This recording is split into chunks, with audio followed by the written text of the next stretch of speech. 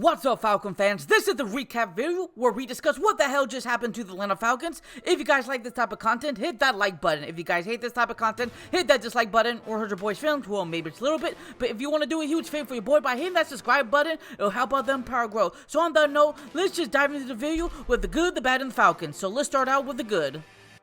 First of all, it's 1:48 in the morning. I just got done watching the Giants versus the Falcons game because I had to watch the Dallas Cowboys versus the Buccaneers game when I just got off of work at 8 o'clock-ish. So, I had to see who was going to win, and thank God the Dallas Cowboys, the first time I ever rooted for you guys won. So you guys upset the Tampa Bay Buccaneers. So now the Atlanta Falcons are in first place of this division. So this is just a huge bonus for us at the very end because we beat the New York Giants pretty well. In my preview video, I stated that we will win this game closely 26-20, but clearly that wasn't the case. I thought that the Atlanta Falcons organization weren't really going to rely on the run game heavily because I thought they had to show what Michael Penix Jr. can do because they're on this tight leash of what they did with Kirk Cousins. So I was kind of nervous if they were going to force feed the ball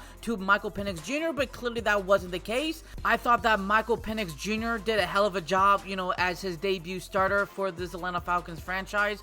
Honestly, this would have been a mental breakdown for me, coming into the situation where you got to win this to go to the playoffs, and I thought he handled it pretty good.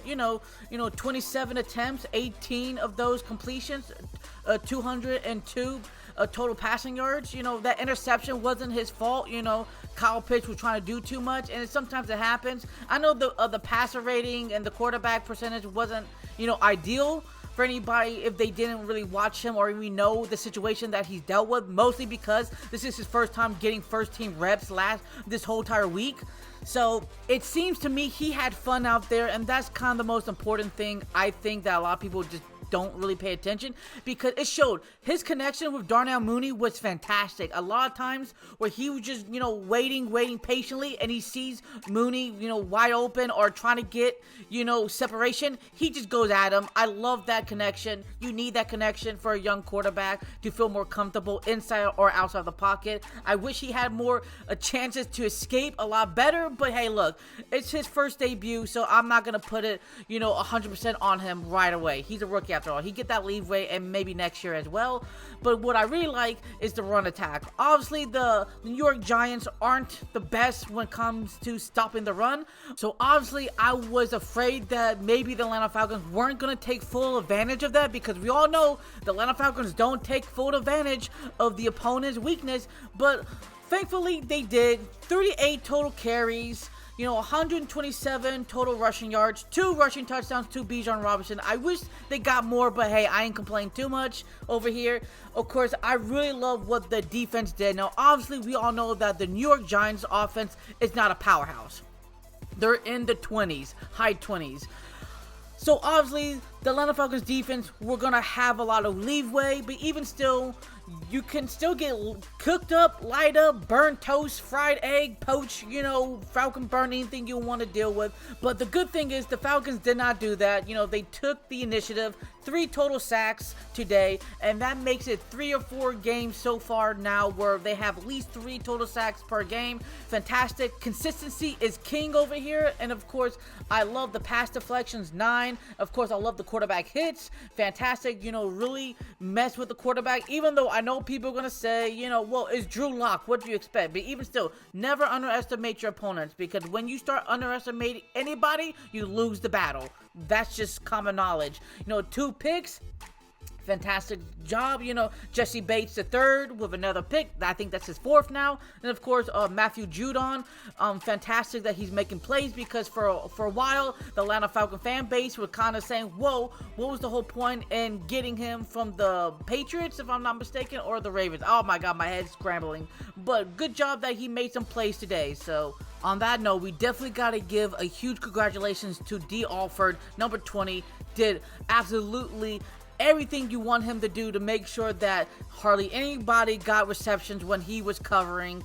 his area. Plus, we have to give huge shout outs to the Atlanta Falcons offensive line to making sure that Michael Penix Jr. did not get any sacks today, and also making sure that the New York Giants defense did not get too much pressure, and making sure that those studs like defensive end Kayvon Thibodeau, defensive end Brian Burns / linebacker, and of course middle linebacker McFadden, that I said previous in my videos that those guys were going to be disruptive players, and we didn't do that. And of course Bobby Okereke, I thought he was going to be playing this game, so that definitely helped us a lot that he was out. And of course, what I am kind of curious though, Darius Marausow, I think that's how you say his name, he balled out 11 total tackles.